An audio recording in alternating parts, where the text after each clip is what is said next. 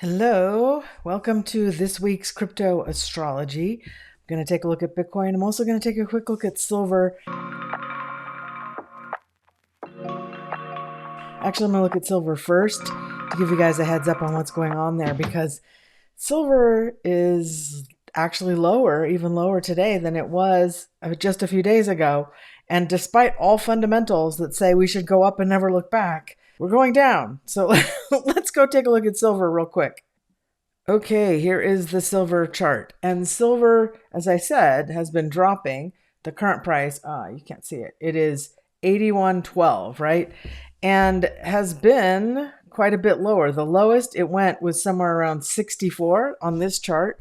I think that on the COMEX, it looked like it was around 69, maybe even I saw it at 65 at one point. So yeah, we did get down here. Look how much it got bought up as soon as it dropped. But as you can see, as far as the trend goes, we had a peak up here at 122, and then we cascaded down, and we've had definitely a lower low, and then of course and then a higher high, then a lower low, and this is still a lower high. So basically, we're in a downtrend.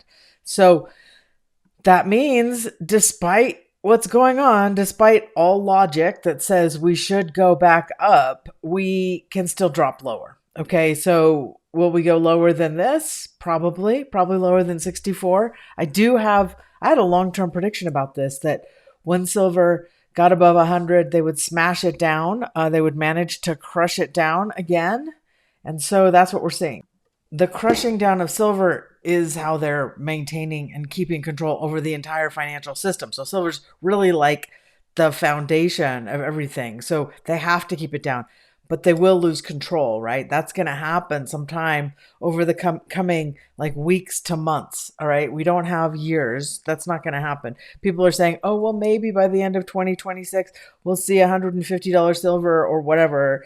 But that's ridiculous because we're in an accelerated phase, okay? There is a shortage of silver. It is being drained. The COMEX is losing all their silver. In fact, their strategy on keeping the price down, it's like they're between a rock and a hard place. They're damned if they do, damned if they don't. Either way, the financial system is collapsing. And what they're doing makes it look like they're trying to hasten that collapse. So maybe they are, right? Maybe that's the plan.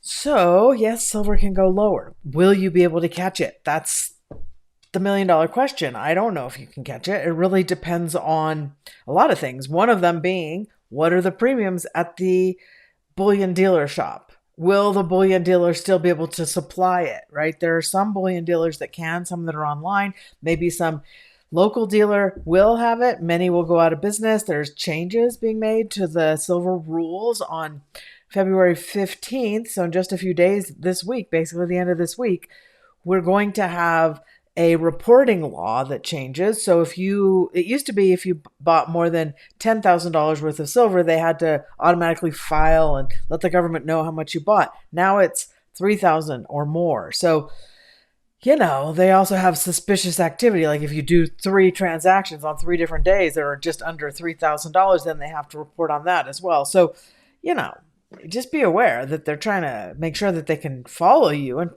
and tax you on all of your gains.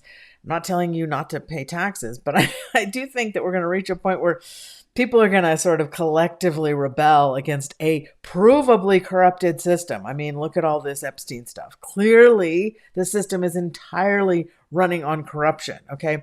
I don't know about you, but I don't want to pay for their corruption. That's just, I don't know, it's just a boundary I have. I don't pay people for being corrupt. But anyway, I'm not saying to do anything illegal. I don't break the law either. But just be aware that that's what's going on with silver. Now let's look at Bitcoin. Let's look at the crypto forecast, the crypto astrology that I'm seeing around Bitcoin, because the astrology gives me certain time frames on things, right? So let's see. So here we go. You can see Bitcoin is most definitely hanging around this previous cycle all-time high of 69,000. So we're dancing around that, kind of going above it, kind of going below it, maybe bouncing off of a couple of support and resistance lines in here, other lines, there's always multiple lines all across the chart. But, the question is, are we going lower because we're sort of sideways? And that is a big question. I can't actually tell you right now. What I see happening is major volatile moves. So we're going to get higher levels. We're going to get much lower levels.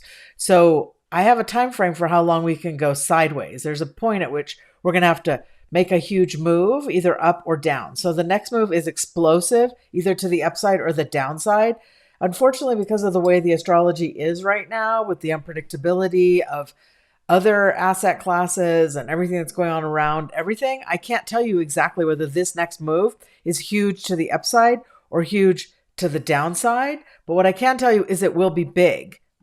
So because of this, and because I expect a lot more volatility, meaning prices being pushed higher and prices being smashed lower and prices being pushed higher, like a lot of zigzag movement over the coming weeks and months, I would set some sell orders at key higher levels and have buy orders ready at key lower levels. And I wouldn't worry too much if I don't catch every every exact moment, right? Every exact bottom or exact peak, because my point is that I'm looking for whatever coins I am in profits on. That's why I have multiple assets, because they don't all move at the same time. We've had a massive repression of the alt market as a whole, except for a couple of coins that have managed to move up. So I still have coins that are in profit that I can take some profits out for to buy back for the purpose of buying back when we get those lower lows. So the point here is have a volatility strategy. Okay. The trading course that you get with my membership right here at aurorite.media, I give it to you for free as part of your membership. You could learn all the basics of trading for free. Just go to AI and ask it, right? It has